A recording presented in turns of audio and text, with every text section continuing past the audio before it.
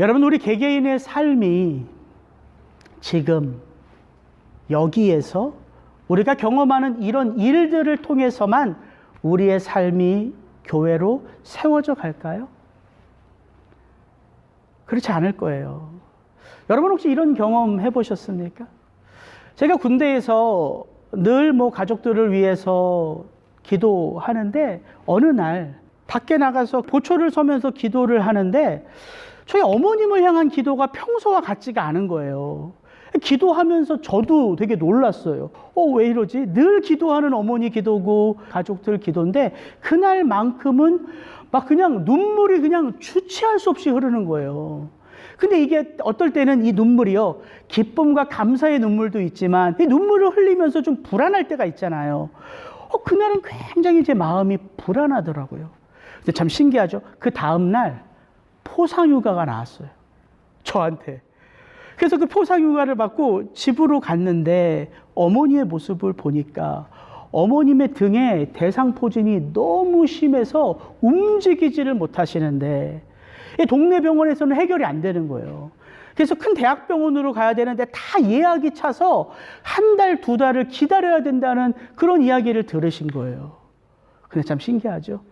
제가 가까이 아는 분도 아닌데 한 달이 건너서 아는 분과 연락이 돼서요.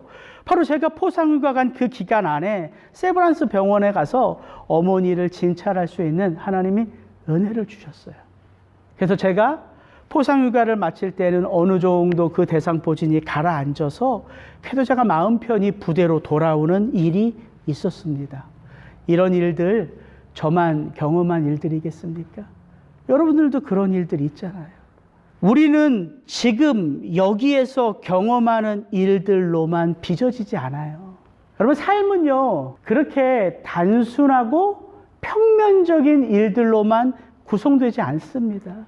우리의 인생은요, 굉장히 입체적이고 영적이고 또한 복합적인 영향력을 미치며 뿌리를 내리고 자라게 되어 있습니다.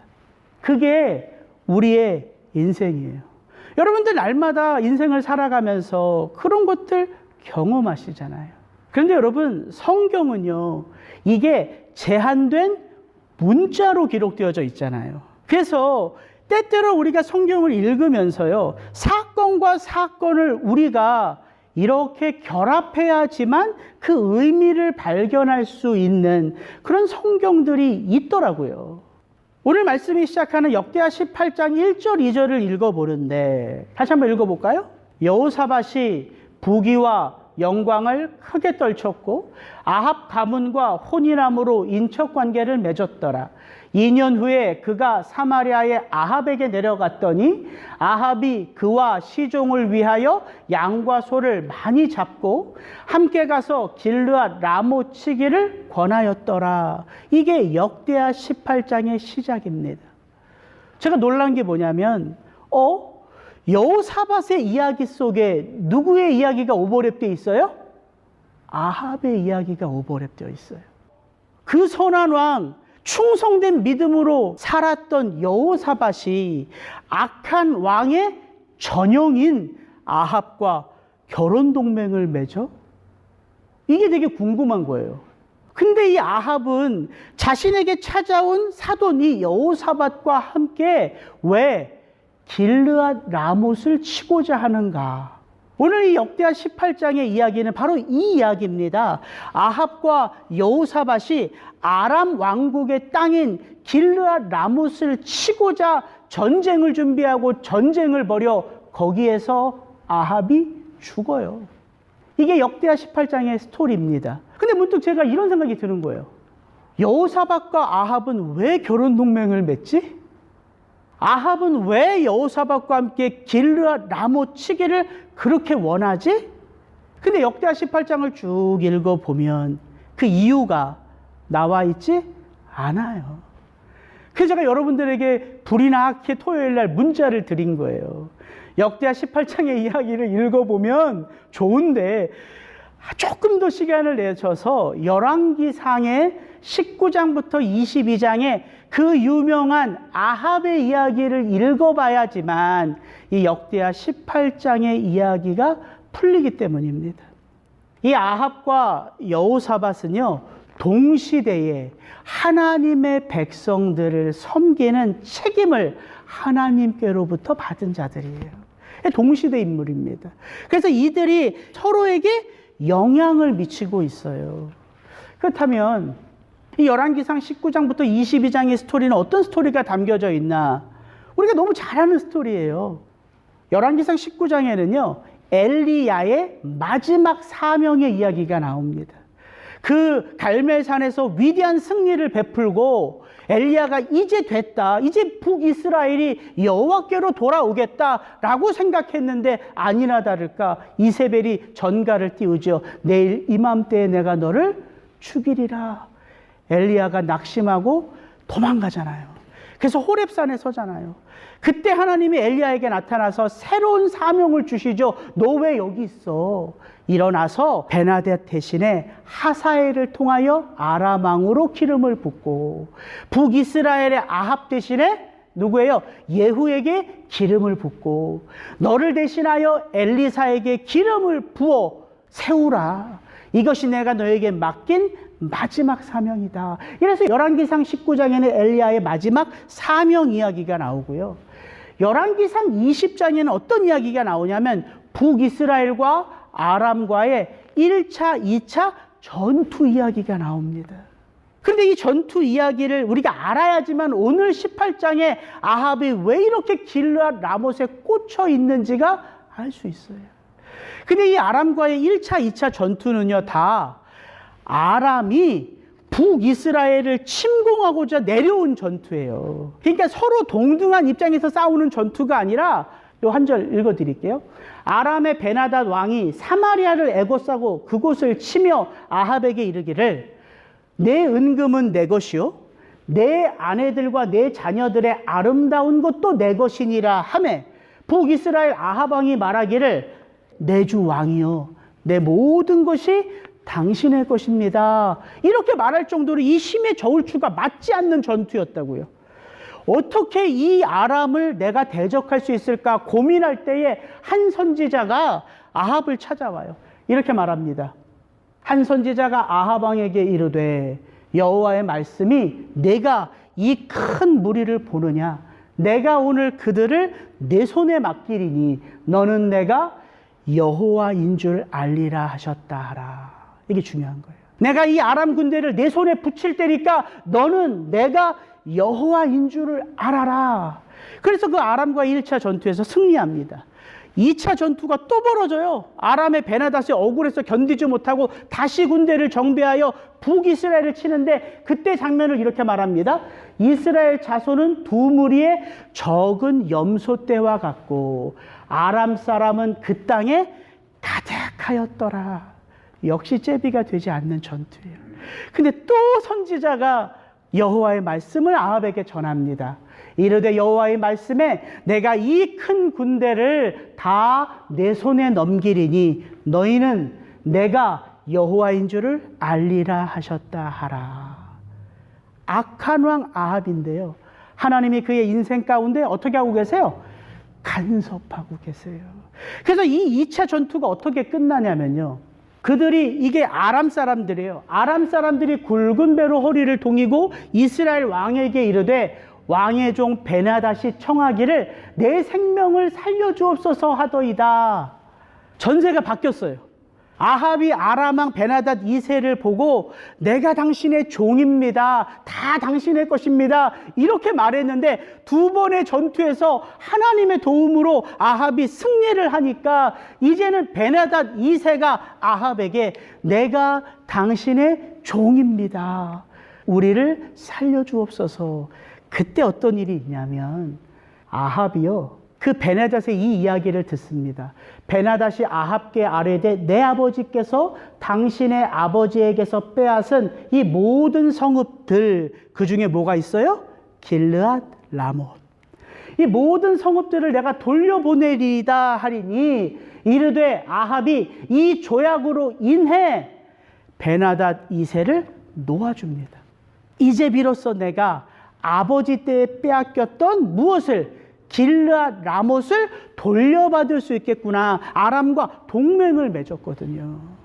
근데 하나님이 이 일에 분노하세요. 그래서 이렇게 말합니다. 여호와의 말씀이 내가 멸하기로 작정한 사람을 내 손으로 놓았은즉 내 목숨은 그의 목숨을 대신하고 내 백성은 그의 백성을 대신하리라 하셨다 하라. 여러분, 이 말씀에서 우리가 한 가지 꼭 기억해야 될 게 있어요. 우리가 하나님의 형상으로 지음을 받았고요, 하나님이 우리에게 이 땅을 다스리게 하신 것은 맞아요. 그러나 우리가 하나님처럼 이 땅을 다스릴 수 있는 권한이 있는 것은 아니죠. 하나님이 우리를 통하여 이 땅에 공의를 베푸시기를 원하시는데 우리가 하나님은 아니죠. 그런 능력이 우리에게는 없습니다. 그리고 나서 열왕기상 21장에 우리가 너무 잘 아는 나봇의 포도원 이야기가 나와요. 그렇게 사마리아로 돌아간 아합이요, 자기의 여름 별장에 있는 이스라엘 근처에 좋은 포도원 밭이 있었어요. 그거를 아합이 쟁취하고 싶었어요. 그래서 네가 원하는 돈은 내가 다 줄 테니까 그 포도밭을 나한테 팔아라 라고 했을 때 나봇이 팔지 않죠. 왕이시여, 이 땅은 내 땅이 아니라 누구의 땅? 하나님의 땅입니다. 이 하나님의 땅을 돈 주고 사고 팔 수 없이 우리 자손 대대로 지켜야 할 땅입니다. 이렇게 말하자 아합이요, 풀이 죽어 있죠. 그런 아합을 누가 격동해요? 이세벨이 격동해서 그 나봇을 죽이죠. 그리고 그 땅을 강제로 빼앗습니다. 하나님이 죽이라고 명하신 베나닷 2세는 자기 권리로 살려주고, 하나님이 자기 생명을 바쳐 섬기라고 한 하나님의 백성들은 자기의 힘으로 죽이는 자가 누구였어요? 아합이었단 말이에요. 그리고 열왕기상 22장의 이야기가요, 오늘 우리가 읽은 역대하 18장의 이야기와 똑같습니다. 똑같은 이야기를 설명해주고 있다는 거예요. 열왕기상 22장 1절 2절, 아람과 이스라엘 사이에 전쟁이 없이 3년을 지냈더라. 그 2차 전투가 끝나고 3년이 휴전기가 된 거예요. 그때 셋째 해에 유다의 여호사밧 왕이 이스라엘의 왕에게 내려가매. 이것이 오늘 역대하 18장 1절 2절과 연결되어져 있어요. 여호사밧이 부귀와 안경을 크게 떨쳤고 아합 가문과 혼인함으로 인척 관계를 맺었더라. 2년 후에 그가 사마리아의 아합에게 내려갔더니 아합이 그와 시종을 위하여 양과 소를 많이 잡고 함께 가서 길르앗 라못 치기를 권하였더라. 이 휴전기 때에 결혼 동맹을 맺은 거고요, 이때에 여호사밧이 아합을 찾아온 거란 말이에요. 이렇게 우리가 때때로 성경을 읽을 때 평면적으로 읽으면 이걸 발견할 수 없죠. 그래서 때때로 성경을 읽을 때는요, 입체적, 공간적 읽기가 필요한 거예요. 우리가 다만 열왕기상 17장부터 아합 이야기를 읽을 때 아합은 나쁜 왕이네, 이렇게 살면 안 돼. 우리가 역대하 18장 여호사밧의 이야기를 읽으면서 여호사밧은 충성된 왕이네, 우리가 이렇게 살아야 돼. 틀린 읽기는 아니죠. 그러나 이 두 가지 시대가 동시대요, 하나님은 이 동시대에 하나님의 구원의 역사를 함께 베풀고 있다는 사실을 놓치면 우리는 반쪽짜리 성경 읽기가 된다는 거예요. 너무 좀 복잡한데 보시면요, 아사가 41년을 남유다를 다스렸던 선한 왕이었잖아요. 그 아사의 때에 누구와 계속해서 위협관계에 놓여져 있어요? 북이스라엘의 바하사죠. 그래서 아사가 이 북이스라엘의 바하사를 대적하기 위해 누구를 끌어들여와요? 아람과 동맹을 맺으며 바하사를 견제하잖아요. 그렇다면 남유다와 아람의 동맹이란 말은 북이스라엘과 아람의 전쟁이란 말이죠. 그때 하나님이 아사를 책망하시면서 뭐라고 말합니까? 너 실수했어. 네가 아람과 동맹을 맺음으로 아람 군대가 너의 손에서 벗어났다, 이렇게 말씀하세요. 무찔름 받아야 될, 정복해야 될 그런 악한 군대인데 네가 아람과 동맹을 맺음으로 그들이 내 손에서 벗어났다. 그러니까 어떤 일이 벌어져요? 그들이 끊임없이 너를 물고 늘어질 거야. 그래서 여기 보면 계속 아람과의 전쟁이 나오는 거예요. 남유다는요, 이 다윗의 혈통 그대로 갑니다. 다윗의 씨예요. 근데 이 북이스라엘은요, 이 빨간 이 표가 뭐냐면 다요, 정권이 바뀐 거예요. 여로보암과 나답 정권이 바뀌어서 바하사 정권, 바하사 정권이 바뀌어서 오므리 정권, 오므리 정권이 바뀌어서 예후 정권. 이렇게 북이스라엘은 끊임없이 찬탈이 일어나요. 그러니까 북이스라엘이라는 이름은 있지만 사실은 다른 왕조가 되는 거예요. 오므리 때에 이 길르앗 라못을 빼앗기고요. 아합 때의 1차, 2차 전투를 통해서 길르앗 라못을 돌려받기로 아람과 무엇을 맺어요? 동맹을 맺어요. 아람은요, 아사와 동맹을 맺으면서 힘을 키우고요. 이 아합과 동맹을 맺으면서 위기를 극복해요. 그러면서 끊임없이 남유다와 북이스라엘을 괴롭히는 족속으로 구약 역사에 등장하는 거예요. 이 아람이. 보면 이 여호사밧과 아합의 시대가요, 이 동시대예요. 이 동시대에 결혼 동맹을 맺습니다. 여호사밧의 아들 여호람과 아합의 딸 아달랴가 결혼을 해요. 그러니까 우리가 선한 왕이라고 해서 선한 일만 하는 게 아니고요. 악한 왕이라고 해서 악한 길로만 걷는 게 아니란 말이에요. 그렇게 인생이요, 우리의 삶이 평면적이고 단순하지 않아요. 그게 우리가 날마다 살면서 경험하는 일이잖아요. 똑같이 구약 역사가 그런 일들을 우리에게 보여주고 있다고요. 그 선한 왕 여호사밧이, 그 악한 왕 아합의 딸 아달랴를 며느리로 맞으면서 어떤 일이 이제 남유다 역사에 나오냐면요. 이건 제가 설교를 안 하기 때문에 여러분들에게 소개하려고 넣어놨어요. 여호사밧의 아들이 여호람인데요. 이 여호람이 이 아합과 이세벨의 딸 아달랴와 결혼을 한 거예요. 근데 이 여호람이요, 왕이 되자마자 자기 모든 형제들을 다 죽여버려요. 왜입니까? 누구의 충동을 받았을까요? 이세벨의 딸, 자기 와이프 아달랴예요. 이 여호람이 죽거든요. 그리고 이 여호람과 아달랴의 아들 아하시아가 등극을 해요. 근데 이 아하시아가 불과 1년 만에 죽습니다. 이 예후를 통해서 이 아하시아와 여호람, 이 북이스라엘 이름이 똑같아요. 이 둘이 다 죽어요. 죽고 나서 남유다의 왕이 누군지 한번 보세요. 누가 왕이에요? 누구예요, 이 사람? 아달랴. 여호사밧의 며느리가 남유다의 왕이 돼요. 이 아달랴가 왕이 되고 나서 무슨 일을 했는지 아세요? 다윗의 모든 씨를 다 죽여요. 그리고 남유다가 짙은 암흑기로 들어가요. 왜? 이세벨이 이 북이스라엘을 암흑기를 걷게 하는 거 아닙니까? 이 다윗의 씨로 메시아를 오게 할 그 남유다의 전통에 이 아달랴가 이런 역할을 한다고요. 딱 한 아들이 숨겨서 살아남아요. 요아스. 이 요아스 한 왕자가 살아남아요. 그가 어디에 숨었냐면요, 여호와의 성전에서 숨어 6년을 버텨요. 근데 이 아달랴가 그 6년 동안 이 남유다를 통치하면서 그 여호와의 성전에 숨어 있는 요아스를 못 찾아요. 이게 무슨 말을 하는 걸까요? 한 번도 여호와의 성전에서 하나님께 예배를 안 드렸다는 거죠. 남유다가 암흑기라고요. 여러분 생각해 보세요. 여호사밧이요, 이 미래의 이런 일들이 내 후손의 삶 가운데 일어날 것을 알았을까요? 몰랐을까요? 알았으면 이런 결정을 내렸을까요? 안 내렸을까요? 안 내렸겠죠. 그렇다면 이 성경의 이야기는 우리에게, 그러니까 조심해야 돼. 미래, 너의 삶의 미래가 어떻게 될지 너는 반드시 알면서 그렇게 인생을 살아가야 돼. 이 이야기를 하는 걸까요? 그럼 우리가 어떻게 우리 인생의 미래를 알아요? 성경은 그런 이야기를 하는 게 아닙니다. 어떻게든 내 미래, 네 자손들에게 영향을 미칠 내 미래를 어떻게든 찾아봐. 이건 전부라는 얘기밖에 안 되잖아요. 성경은 우리에게 그런 이야기를 하지 않습니다. 그런 일들이 우리의 삶 속에 있다는 걸 보여주는 거예요. 그게 뭐예요? 삶의 무게란 말이에요.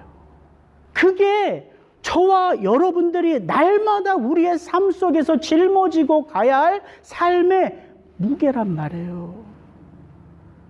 저와 여러분이 지고 가는 삶의 무게 여러 가지가 있겠죠. 성경은 우리에게 이 땅을 살아가는 인간들이 짊어지고 가는 그 수많은 짐들 가운데 가장 무거운 짐을 뭐라고 말할까요? 죄의 짐이라고 말합니다. 죄의 짐. 그거 우리가 우리 힘으로 벗을 수 없어요. 또 우리는 어떤 짐이 있어요? 결혼을 안 했다면 뭐 제 짐 제가 지고 가면서 어떻게든 제가 원하는 대로 살겠지만 제가 결혼을 했죠. 제가 자녀를 얻었지요. 저에게 목회자라는 타이틀이 주어졌지요. 이거 다 저에게 주어진 삶의 책임이죠. 사명이죠. 이게 짐이에요. 제가 이거 무겁다고 누구에게 대신 부탁할 수 없습니다. 저희 형님들에게 형님 이거 제가 너무 무거운 짐인데 이 짐 좀 대신 져주세요. 저 대신 제 자녀들 좀 키워주시고 저 대신 목회자의 역할 좀 감당하게 해주시고 이거 가능합니까? 안 되잖아요. 그래서 짐이란 말이에요. 또 우리는 내가 오늘 내리는 이 결정이 이 판단이 내 자녀들에게 그 자녀들에게 어떤 영향을 미칠지 알아요? 몰라요? 몰라요. 그런데 다만 뭘 알아요? 영향을 미치겠구나 이거 알잖아요. 그래서 우리가 뭐 해요? 기도하면서 날마다 판단하고 선택하는 것이 내 뜻과 내 경험과 내 지혜에서 나오는 삶이 아니라 하나님의 인도함을 받을 수 있기를 기도하는 것 아니겠습니까? 이게 저와 여러분에게 주어지는 삶의 무게라고요. 우리가 날마다 경험하는 삶의 무게라고요. 제가 이 여호사밧과 아합의 이야기를 읽으면서 그게 느껴지더라고요. 왕 같은 제사장인 우리에게 이런 삶의 짐이 있구나. 그렇다면 이 역대하 18장의 이야기는 우리에게 무엇을 보여주는가? 복음이 들어오는 거예요. 여러분, 이 무거운 짐, 죄의 짐, 사명의 짐, 판단하고 결단하는 이 짐, 누구에게 대신 지어질 수 없습니다. 누구에게 대신 부탁할 수 없어요. 근데 성경이 우리에게 이 메시지를 줘요. 우리가 너무 잘 아는 이 메시지. 수고하고 무거운 짐진 자들아, 다 내게로 오라. 내가 너희를 쉬게 하리라. 나는 마음이 온유하고 겸손하니 나의 멍에를 메고 내게 배우라. 그리하면 너희 마음이 쉼을 얻으리니 이는 내 멍에는 쉽고 내 짐은 가벼움이라 하시니라. 너무 유명한 말씀이잖아요. 근데 목사님, 이건 예수님이 신약 당시에 하신 말씀 아닙니까? 이게 구약과 무슨 상관이에요? 아니요, 상관이 있어요. 아까 제가 아합 그 삶의 자리에서 하나님이 아합에게 끊임없이 무엇을 말씀하셨어요? 내가 이 큰 군대를 너에게 붙이리니 너는 내가 여호와인 줄 알리라. 여러분, 이게 삶의 초대 아닙니까? 너의 지금의 삶, 네가 경험하는 이 삶의 질고, 네가 지고 가는 이 삶의 무게, 이거 누가 통제할 수 있다는 거예요? 내가. 예수님이 새로운 말씀을 우리에게 하시는 게 아니란 말입니다. 어쩔 수 없이 짊어지고 가야 할 그 삶의 질고를 예수님이 우리의 삶의 무게를 아시기에 초청하는 거예요. 수고하고 무거운 짐진 자들 그 누구도 다 내게 오라. 내가 너희를 쉬게 하리라. 그냥 이 말씀을 오해하면요, 내 짐 다 예수님에게 짊어지게 하고 그럼 나는 가볍게 살아가는 이 얘기 하시나? 아니에요. 그 얘기가. 잘 보세요. 나의 무엇을 메고? 멍에를 메고 누구에게 배우라? 내게 배우라. 여러분, 이 소의 멍에는요, 어미소를요, 한 번도 짐을 지지 못하는 아기 소와 같이 지게 하는 거예요. 멍에를. 이 큰 멍에를 두 마리 소로 같이 이렇게 지게 하는 거예요. 그럼 아기 소가 한 번도 짐을 짓질 않았는데 그 멍에를 누구와 함께 메요? 엄마 소, 아빠 소와 함께 그 멍에를 메고 같이 그 짐을 지고 가는 거예요. 그럼 대부분 짐은 누가 질까요? 어미소, 아비소겠지. 그렇게 이 아기 손은 자라면서 또 뭐가 될까요? 엄마가 되고 아빠가 되겠죠. 그게 우리가 예수 그리스도와 더불어 함께 동행하며 배우는 거란 말이에요. 그래서 성경은 우리에게 이 땅을 살아가는 성도의 길, 이 삶의 무게, 이 삶의 질고를 지고 살아가는 성도의 길이 한 갈래 길이 아니라 두 갈래 길이 있다고 말합니다. 시편에 보면 이런 말씀이 있어요. 날마다 우리 짐을 지시는 주, 곧 우리의 구원이신 하나님을 찬송할지라. 하나님은 우리에게 구원의 하나님이시라. 우리가 예수 그리스도와 더불어 함께 멍에를 매면 저와 여러분의 삶 가운데 어떤 삶이 펼쳐지는 거예요? 구원의 삶이 펼쳐지는 거예요. 구원의 삶이. 날마다 그 예수 그리스도에게 접붙임 바 되어 그분에게로 자라가는 구원의 삶이 펼쳐진다고요. 그런데 그렇게 자라가는 구원의 길이 이 땅 가운데 두 갈래 길이 있음을 성경은 저와 여러분들에게 가르쳐 주지요. 그것이 시편 1편이잖아요. 의인의 길, 죄인의 길. 그것을 예수님은 신약시대에 이렇게 봤죠. 좁은 길, 넓은 길, 생명의 길, 사망의 길, 거룩한 길, 내 마음대로 사는 욕망의 길. 그래서 우리가 그 구원을 입고 이 땅을 살아가면서 여러분 의로운 길로만 걸으세요? 아니잖아요.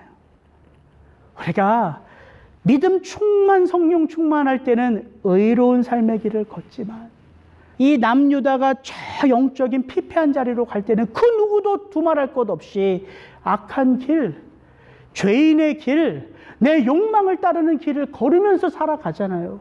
그래서 우리의 인생길 가운데 어떻게 보면 갈짓자 걸음이 왔다 갔다 하는 거죠.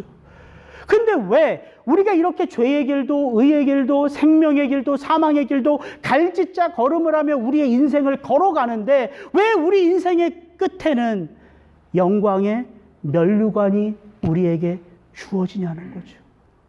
누가 우리와 함께 하시기에? 그리스도 예수가 함께 하시기에. 그래서 역대하 18장을 보면 여호사밧이요, 자기 결정으로 이 주변, 이 국제 정세를 통해서 어쩔 수 없이 내 아버지 아사가 아람과 동맹을 맺어 하나님의 징계를 받은 것을 보고 이제 바사의 왕조가 끝나고 오므리의 왕조가 세워졌기에 그래 내가 아람 대신에 우리 민족 아합과 동맹을 맺자. 결혼 동맹을 맺으면 이것보다 튼튼한 동맹이 없으니까 내가 이 동맹을 맺어서 이 아람과 아수르를 대적하자. 이렇게 자기 스스로 내린 결정 속에 올무가 되는 그 선하지 못한 삶의 길을 걸어가도 여호사밧이요, 여전히 뭐가 살아있어요? 여호사밧이 또 이스라엘 왕에게 이르되 청하건대 먼저 여호와의 말씀이 어떠하신지 오늘 물어보소서 하더라. 저는 이 한 구절이요, 여호사밧이 실수하고 넘어져도 그가 여전히 하나님의 아내, 하나님의 영에 감동된 사람인 것을 우리에게 보여준다는 것이죠. 여러분, 넘어져도 실수해도 우리에게 필요한 건 에이 여기서 끝이야, 이제 내 인생 더 이상 뭐 어떻게 바꿀 수 없어. 아니요. 우리의 인생 길이 동행하시는 분을 통하여 거룩해지는 거죠. 내 스스로 거룩의 길을 쫓아가서 거룩이 완성되는 게 아니란 말이에요. 그 성경이 우리에게 요구하는 게 뭡니까? 의인은 7번 넘어져도 일어나려니와, 이거예요. 의인은 쓰러지지 않는 자가 아니라 7번 넘어진다는 것은 매번 넘어진다는 말이에요. 7번 넘어져도 일어나려니와 악인은 주저앉아 있느니라. 의인의 정의가 단순하단 말이에요. 그래서 우리가 실수하고 넘어져도 우리의 삶의 자리 그 매 순간 하나님 어떻게 할까요? 하나님, 하나님의 뜻은 무엇일까요? 하나님, 들리지 않는데 하나님의 뜻을 보여주시고 알려주십시오. 이게 그리스도 영과 함께 의의 길을 걸어가는 저와 여러분의 삶의 모습이란 말이에요. 오늘 이야기 쭉 보면요, 아합이요, 400명의 선지자로부터 길라 라모스로 가서 쳐라, 이 예언 듣습니다. 근데 여호사밧이 딱 멈춰서요. 이거 뭔가 잘못됐습니다. 아합 왕이요, 이 땅에 하나님의 바른 뜻을 전할 선지자가 없나이까? 그래서 미가야라는 선지자를 불러와요. 그리고 그 미가야가 아합에게 오자마자 하나님이 가서 쳐서 승리하라 하십니다 라고 하니까 아합이 뭐라 그래요? 내가 너한테 몇 번이나 하나님이 너에게 들려주신 바른 말을 하라고 하지 아니하였더냐. 아합이 그렇게 말한다니까요. 그래서 미가야가 아합에게 알려줘요. 어떤 걸 알려주냐면요, 저 천상에서 어떤 일이 벌어지고 있는지를 알려줘요. 마치 욥의 이야기와 똑같습니다. 우리는 땅을 살아가요. 그러나 땅의 일은요, 어디에서 일어난 일이에요? 하늘에서 일어난 일이란 말이에요. 그 하늘에서 하나님이 아합 그리고 이 북이스라엘 가운데 하나님의 진노를 쏟아붓기 위하여 계획하신 그 계획을 누가 가서 아합을 꾀겠느냐 하였더니 한 천사가, 하나님 제가 가서 거짓의 영으로 이 모든 북이스라엘의 선지자의 입에 들어가겠나이다. 그 이야기를 미가야가 해줘요. 그러면서 당신으로 말미암아 북이스라엘의 백성들이 평안히 집으로 돌아가겠습니다. 그 말한다고요. 이게 말이 안 되잖아요. 왕이 죽음으로 인하여 백성들이 평안히 집으로 돌아간대요. 그럼 그 왕이 하나님의 백성들을 어떻게 다스렸다는 것입니까? 자기 욕망대로 다스렸다는 거예요. 아합이 그 이야기를 듣고요, 하나님의 말씀을 들어요.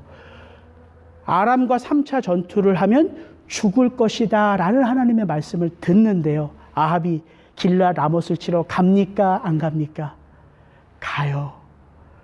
아합의 마음속에 무엇으로 가득 차 있어요? 길르앗 라못. 이게 오늘 우리에게는 뭘까요? 우상이에요. 우리의 마음에서 내려놓지 못하는 우상. 아합이 하나님을 모르지 않습니다. 아합이 하나님의 징계, 심판의 그 말씀을 들을 때 아합이요, 굵은 베옷을 입고 하나님 앞에 겸손히 엎드려서 회개했다고 나와요. 아합이 하나님을 모르는 사람이 아니에요. 그러나 아합의 마음속에는요, 하나님보다 더 큰 뭐가 있어요? 자기가 그 욕망으로 꽉 쥐고 있는 길르앗 라못. 저와 여러분의 삶 속에도 놓지 못하는 길르앗 라못이 있겠지요. 누군가 그것을 들려주지 않으면, 누군가 그것을 알려주지 않으면 우리는 그 길르앗 라못 붙잡고요, 하나님 예배하면서 나는 거룩한 하나님의 백성이라 여전히 자신하며 살아갈 수 있단 말이에요. 누가 저와 여러분들에게 우리가 안고 있는 길르앗 라못을 이야기해 주겠습니까? 여러분 오해하지 마십시오. 목사 아닙니다. 목사도 똑같이 길르앗 라못이 하나씩은 다 감추면서 살아갈 수 있어요. 무엇이 나로 내 안에 있는 우상을 보게 할까요? 무엇이? 오직 진리밖에 없어요. 성도는요, 설교 들으면서 잘하는 게 아닙니다. 성경 공부하면서 잘하는 게 아니에요. 예수님의 진리의 말씀을 먹고 깨닫고 새기며 자라게 되어 있어요. 여러분에게 이 한마디 묻고 말씀 마칠게요. 여러분 날마다 진리를 먹고 마시며 살아가고 계십니까? 같이 기도하겠습니다.